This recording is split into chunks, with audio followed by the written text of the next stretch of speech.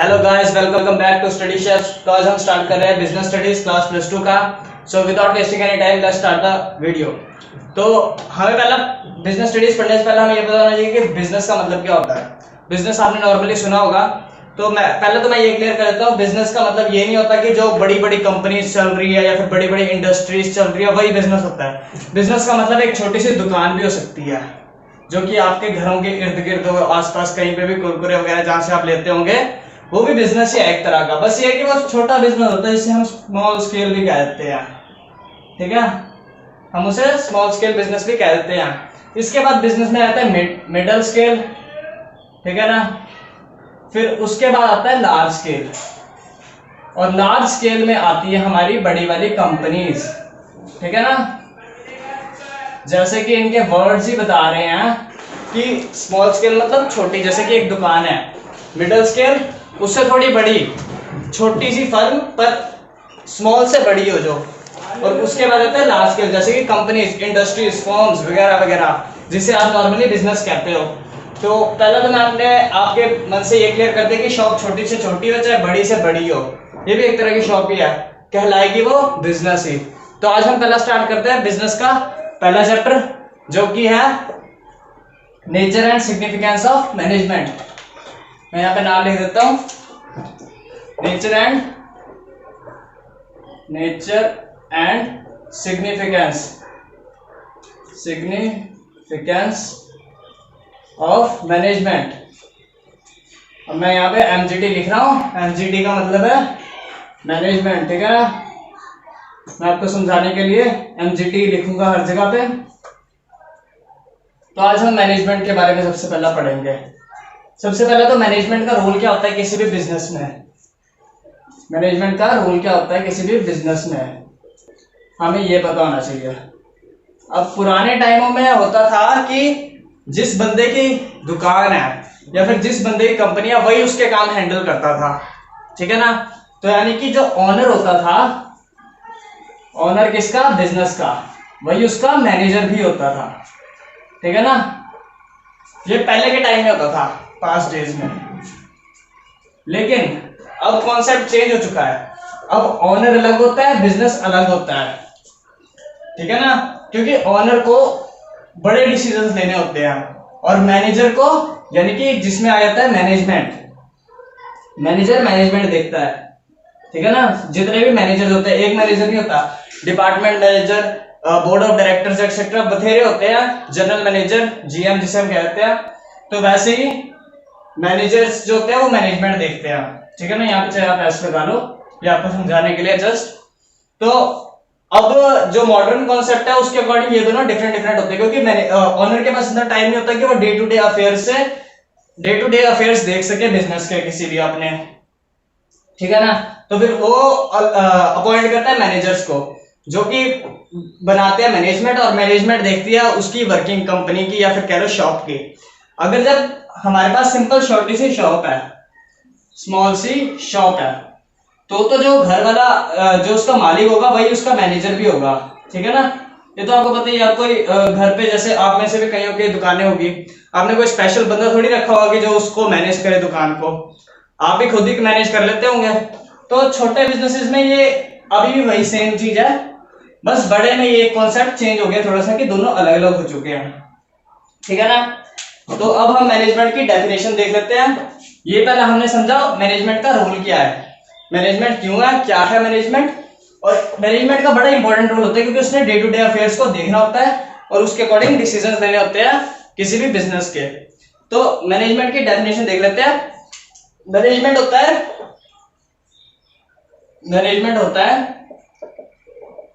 It is the art of getting things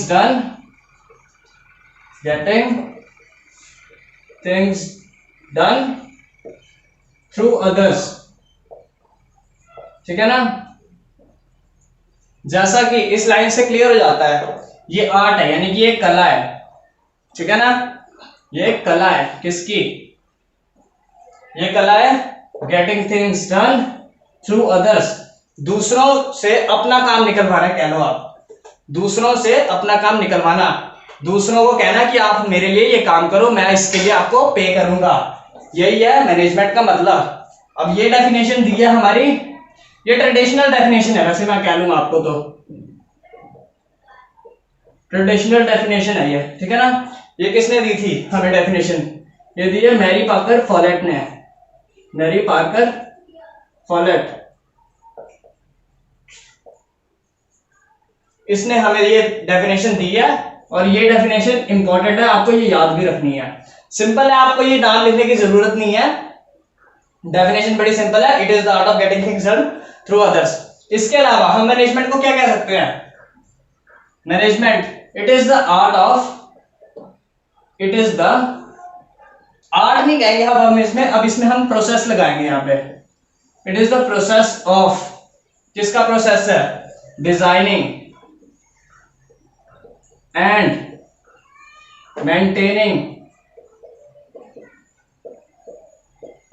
an environment in the business where the individuals work together to achieve the organizational goals। ठीक है ना, ये भी management ही है, ये दोनों अलग अलग नहीं है। मैनेजमेंट को बहुत सारे व्यूअर्स ने अलग अलग तरीकों से डिफाइन किया हुआ है, क्योंकि इसका एक मतलब होता ही नहीं, इसके काम ही, इसका रोल ही बहुत ज्यादा बड़ा है किसी भी ऑर्गेनाइजेशन के लिए, तो इसीलिए इसके डिफरेंट डिफरेंट मीनिंग्स है। तो ये भी हमने एक देख लिया। एक हम इसको कह सकते हैं कि ये एक ऐसा प्रोसेस है जो कि हमें हेल्प करता है कोऑर्डिनेट करने में सारे रिसोर्सेज को, ठीक है ना। ये एक वो चीज है जिससे हम सारे मतलब कि सारे के सारे रिसोर्सेज जो भी होते हैं हमारे पास बिजनेस में, उनको कोऑर्डिनेट कर सकते हैं, चाहे वो ह्यूमन रिसोर्सेज हो, चाहे वो मटेरियल रिसोर्सेज हो, ठीक है ना।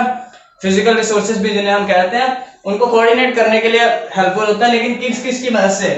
प्लानिंग की मदद से, प्लानिंग, और क्या आता है? ऑर्गेनाइजिंग। ऑर्गेनाइजिंग के अलावा क्या आता है इसमें? डायरेक्टिंग, डायरेक्टिंग, और आते हैं इसमें स्टाफिंग। स्टाफिंग के अलावा कोऑर्डिनेटिंग, जैसा कि हमने अभी कहा था, कोऑर्डिनेटिंग एंड कंट्रोलिंग, ठीक है ना। ये सारे भी इसी के पार्ट है, ये आपने सुने होंगे कि ये बहुत इंपॉर्टेंट होते हैं। ये सारे किसके पार्ट है? मैनेजमेंट के, ये आपको ध्यान रखना है। तो यहाँ पे अब हमने मैनेजमेंट का मतलब अच्छे से समझ लिया। अब मैनेजमेंट को हम डिफरेंट डिफरेंट तरीकों से देखेंगे आगे। ये आप नोट भी कर सकते हैं, चाहे तो वीडियो पॉज करके नोट कर लीजिए। तो अब हम आगे देखते हैं मैनेजमेंट की डिफरेंट डिफरेंट फॉर्म्स कह लो आप, या फिर किस किस तरीके से मैनेजमेंट को ऑब्जर्व किया जा सकता है, ठीक है ना।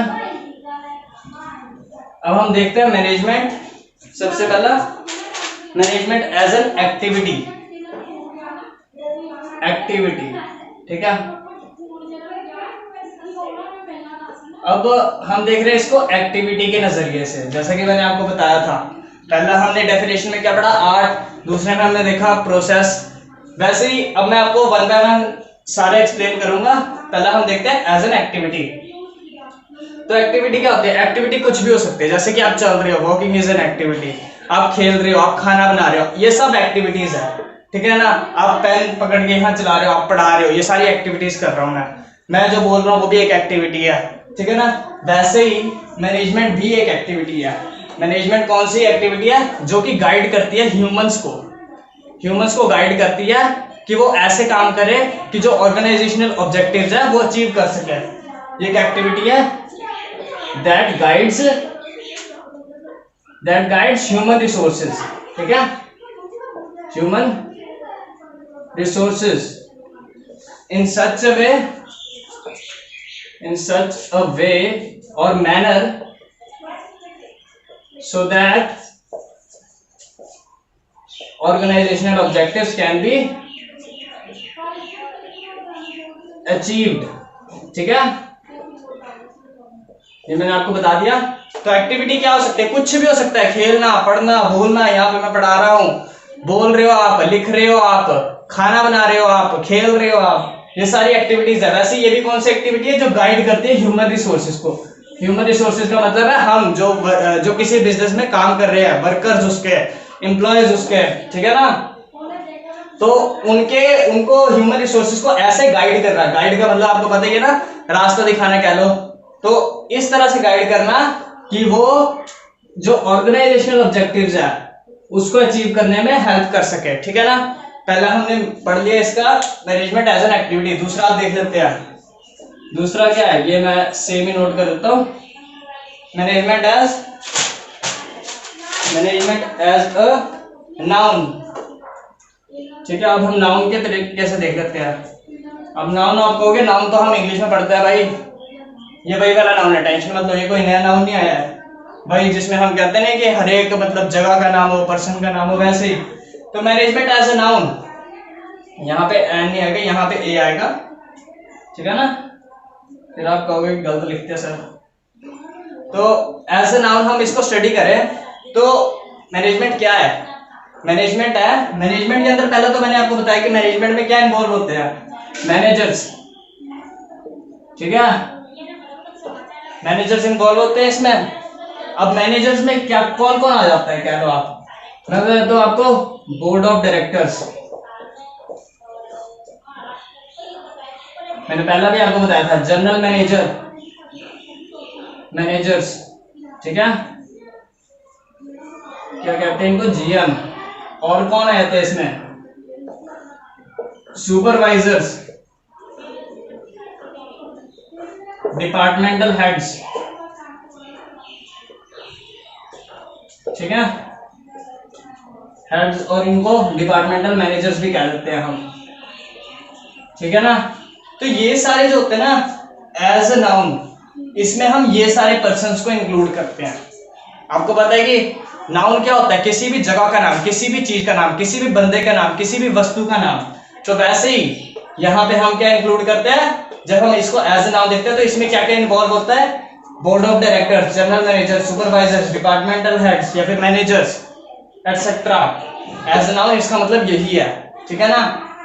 अब हम देख लेते हैं थर्ड रहता है हमारे पास एज ए प्रोसेस, ठीक है, एज ए प्रोसेस।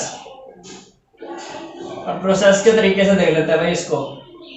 प्रोसेस के तरीके से मैंने पहला भी आपको डेफिनेशन दी थी, it is the process of designing and maintaining an environment in the organization so that human resources work together in order to achieve the organizational objectives. तो एज ए प्रोसेस क्या है, इसमें क्या वर्क करते हैं, कौन वर्क करता है, मैनेजर, ठीक है ना। मैनेजर कह लो, मैनेजर्स कह लो, वो वर्क करते हैं मैनेजमेंट में। तो एज अ प्रोसेस मैनेजमेंट का मतलब है, इधर मैं मिटा के लिख देता हूं, व्हाट ए मैनेजर डज, ठीक है, मैनेजर डज, यही है एज अ प्रोसेस। इसका मतलब कि मैनेजर क्या करता है। अब मैनेजर क्या करता है, मैनेजर बहुत सारे प्रोसेसेस अडॉप्ट करता है, बहुत सारे तरीके अडॉप्ट करता है, किसके लिए, ताकि वो ऑर्गेनाइजेशनल ऑब्जेक्टिव्स अचीव कर सके। मैनेजर जो होता है वो क्या अंडरटेक करता है, प्लानिंग का वर्क, जैसे कि मैंने आपको पहले ही बताया, प्लानिंग, और क्या बताया, ऑर्गेनाइजिंग, ठीक है, ऑर्गेनाइजिंग, और स्टाफिंग, स्टाफिंग के अलावा डायरेक्टिंग, डायरेक्टिंग के बाद फिर उसके बाद क्या था, कोऑर्डिनेटिंग एंड कंट्रोलिंग, ठीक है ना। As a process it is what a manager does. Manager undertakes various processes like planning, organizing, staffing, directing, coordinating, controlling. अब इनको हम प्रोसेसेस भी कह सकते हैं या तो हम इनको टास्क भी कह सकते हैं, ठीक है ना। एज अ प्रोसेस इसका मतलब यही है। और प्रोसेस में हमारे पास एक बहुत इंपॉर्टेंट क्वेश्चन आता है जो कि आपकी बुक्स में भी होगा, व्हाट इज सोशल प्रोसेस, या फिर कह लो management as a social process. अब इसका आंसर मैं आपको इधर ही क्लियर कर देता हूं। एज अ सोशल प्रोसेस इसका मतलब होता है कि ह्यूमन बीइंग से डीलिंग्स करता है, अब ह्यूमन से कैसे डील करता है भाई, आप कहोगे हमें तो पता ही नहीं है। भाई तुम मैनेजमेंट में बंदे ही तो इन्वॉल्व होते हैं। बोर्ड ऑफ डायरेक्टर्स कौन है, बंदे ही हैं, जानवर थोड़ी है वो। जनरल मैनेजर कौन है, इंसान है वो भी। सुपरवाइजर इंसान है। डिपार्टमेंटल हेड और मैनेजर्स वो भी क्या है, इंसान है। वो किससे बात करते हैं, स्टाफ से बात करते हैं, एम्प्लॉय से बात करते हैं, वर्कर से बात करते हैं, उनको सैलरीज पे करते हैं, यानी कि वो ह्यूमन से डील करते हैं। तो इसीलिए सोशल प्रोसेस है। और इसमें क्या आता है, ये इंटरेक्शन करते हैं आपस में, इंटरेक्शन, ठीक है ना, इंटरेक्शन, बातें करते हैं, टॉक वगैरह इनकी किनके साथ होती है, ह्यूमंस के साथ होती है। तो इसीलिए सोशल प्रोसेस है, क्योंकि ये ह्यूमन से डील करता है। इधर डील कह लो, ह्यूमन से डील करता है। ये कस्टमर्स जो भी होते हैं बिजनेस के, वो भी तो ह्यूमंस होते हैं। तो इसीलिए ये सोशल प्रोसेस होता है। एज अ प्रोसेस भी और हमने पढ़ लिया इसको। अब आगे देख लेते हैं मैनेजमेंट एज अ ग्रुप। तो बस 2 पॉइंट और रह गए हमारे पास यहाँ पे, मैनेजमेंट एज ए ग्रुप। अब मैं आपको बता दूं कि मैं आपको पहले भी कह रहा था कि मैनेजमेंट में वेरियस मैनेजर्स रहते हैं, जैसे ये सारे मैंने लिखे अभी। तो हम कल मैनेजर यहाँ पे तो हमने लिख दिया, ये डिफाइन करने के लिए यहाँ पे हमने टर्म यूज कर दी मैनेजर डज, ठीक है ना। लेकिन एक्चुअली में जो मैनेजमेंट होती है वो एक पूरी ग्रुप को कहा जाता है। मैनेजमेंट में तो बहुत पूरा ग्रुप इन्वॉल्व होता है, आपको पता ही है, जिसमें ये सारे, जैसे कह लो कि इन सभी का ग्रुप है, ये ग्रुप ही होगा। इस पूरे को ही हम मैनेजमेंट कहेंगे, कल इसको थोड़ी मैनेजमेंट कह रहे हैं कि बोर्ड ऑफ डायरेक्टर भी मैनेजमेंट है। ये मैनेजमेंट का पार्ट है एक, ठीक है ना। इनके कलेक्टिव ग्रुप को हम कहते हैं मैनेजमेंट, ठीक है ना। तो मैनेजमेंट एज अ ग्रुप का मतलब यही है कि मैनेजमेंट में ये सारे इन्वॉल्व होते हैं। तो ये इसका मतलब है, सिंपल सा क्लियर होगा आपको कि management as a group means group refers to collectiveness and management involves various managers and directors. So it is termed as a group activity, ठीक है ना। इसके अलावा हम क्या देख लेते हैं, मैनेजमेंट एज अ डिसिप्लिन। ये भी इंपॉर्टेंट पॉइंट है, मैनेजमेंट एज अ डिसिप्लिन। इसमें लिखने का कुछ नहीं है, इसमें सिर्फ समझने का है। Management as a discipline, management as a discipline का मतलब ये होता है, डिसिप्लिन क्या है, कोई भी बॉडी ऑफ नॉलेज है उसको हम डिसिप्लिन कहते हैं, जिसको ऑब्जर्व करके बनाया गया हो। ऑब्जर्व मतलब हम जैसे कोई भी एक्सपेरिमेंट करते हैं उसको भी ऑब्जर्व करना पड़ता है, उसकी रीडिंग्स लेनी पड़ती है। तो वैसे ही मैनेजमेंट भी एक ऑब्जर्वेंस के बाद बनी है, उसको वेरियस स्कॉलर्स ने बनाया। उसके जो प्रिंसिपल्स है मैनेजमेंट के, मैनेजमेंट में बहुत सारे प्रिंसिपल्स आते हैं, वो सारे प्रिंसिपल्स को स्कॉलर्स ने इन्वेंट किया है। कैसे, ऑब्जर्वेंस के बाद, ठीक है ना। और वो वाले डिसिप्लिन कह लो या फिर जो मैनेजमेंट में प्रिंसिपल्स आते हैं वो कहां से उठाए गए या सब्जेक्ट से उठाए गए, जैसे कि सोशियोलॉजी, इकोनॉमिक्स, साइकोलॉजी, जो कि ह्यूमन से डीपली रिलेटेड है। तो इसीलिए इसको हम डिसिप्लिन कह देते हैं, क्योंकि एक बॉडी ऑफ नॉलेज है और इसको दूसरों को पढ़ाया भी जाता है, ठीक है ना। तो आज की वीडियो में हमने देख लिया कि मैनेजमेंट का मतलब क्या होता है, और मैनेजमेंट एज वेरियस, जैसे हमने देख लिया, as a process, as a discipline, as a noun, etc. So that's it for today. Thank you for watching the video.